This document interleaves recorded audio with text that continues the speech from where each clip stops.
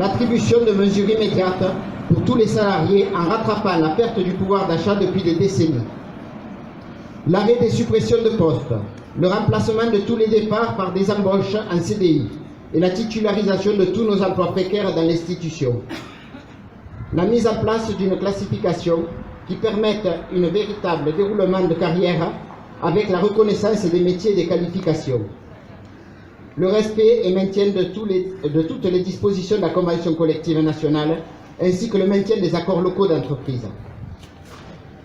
Année après année, COGE après COGE, les salariés des organismes sociaux et les fédérations CGT, FO, SUD, CFTC et CFE-CGC font le constat que le ministère et l'employeur n'entendent pas les revendications des salariés de la sécurité sociale.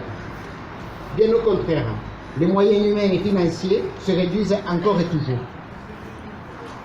Devant cette situation catastrophique dans laquelle se trouvent les salariés de la sécurité sociale, les organisations syndicales se sont retrouvées en interfédérale et un courrier a été adressé au ministre de la Santé dès le 12 juillet 2018 pour demander une entrevue.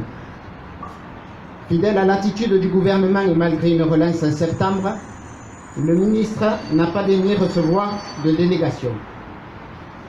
Sourd à la colère qui s'exprime dans tout le pays, le gouvernement a fait voter le 3 décembre 2018 la loi de financement de la sécurité sociale 2019 qui entérine les COGE, le quasi-gel des prestations, la suppression des cotisations sociales, chômage et maladie, remplacée par l'augmentation de la CSG qui permet à l'État de mettre la main sur une partie des fonds de la sécurité sociale, et ne l'oublions pas.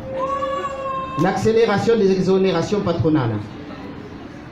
Les agents de la sécurité sociale sont confrontés à la baisse de leur pouvoir d'achat et ils partagent la colère des salariés exprimée dans tout le pays.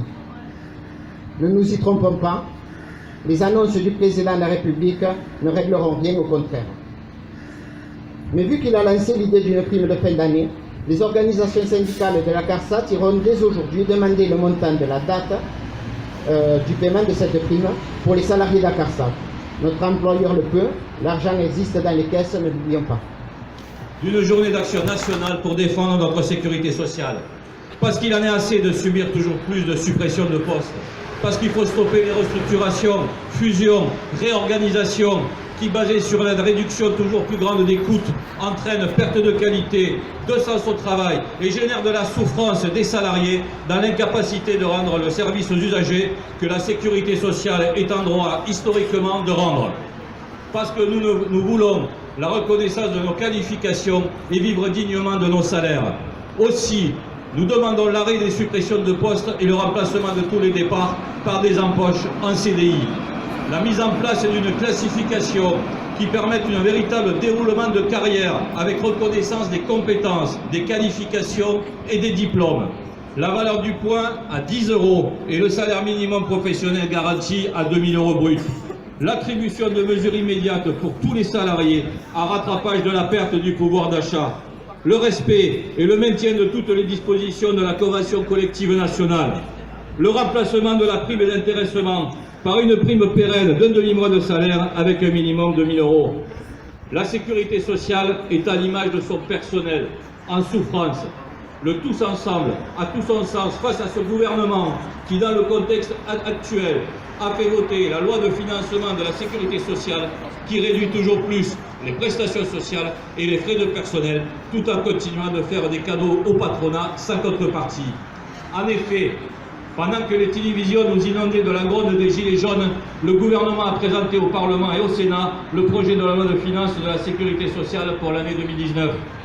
Ce dernier fait état d'un projet sur lequel les excédents de cotisations sociales obtenus à coup de restrictions budgétaires et de diminution des prestations participent désormais au désendettement de l'État. Pour ce faire, le gouvernement a décidé de mettre fin au principe de compensation intégrale par l'État des exonérations de cotisations sociales. Le gouvernement considère les cotisations sociales salariales, y compris les cotisations patronales, comme des charges qui nuiraient à la compétitivité des entreprises, alors qu'elles sont la part socialisée du salaire perçu par les salariés. L'ensemble des caisses nationales réunies le 2 octobre dernier l'ont d'ailleurs unanimement rejeté. Une première, à la hauteur de l'attaque sans précédent, des principes fondamentaux qui gouvernent la sécurité sociale. Entre le CICE 2018 et la baisse des cotisations pour 2019, les entreprises et les actionnaires vont recevoir un cadeau de Noël de 40 milliards d'euros. Oui, un cadeau, car les entreprises n'ont aucune histoire sociale et économique de notre pays. Il entérine par la loi le début des funérailles de ce qui fait notre modèle de société depuis 73 ans, à savoir la fin de la sécurité sociale, de l'assurance chômage, et prévoit de démolir notre système de retraite l'année prochaine. L'heure est à la mobilisation massive et nous devons frapper un grand coup aujourd'hui, partout en France, pour faire comprendre au président de notre pays que s'il veut confier la protection sociale au privé pour qu'il puisse en faire beaucoup plus de profit, il va falloir qu'il vienne la chercher. Et que nous serons toujours là, sur son chemin, pour la défendre, répondant à l'appel que lance Ambroise Croizat, créateur de la sécurité sociale, à l'issue de sa dernière intervention au Parlement en 1951. Jamais nous ne tolérerons que soit rogné un seul des avantages de la sécurité sociale. Nous défendrons à en mourir et à la dernière énergie du désespoir cette loi humaine et de progrès, parce que nous sommes tous les enfants d'Ambroise Croizat.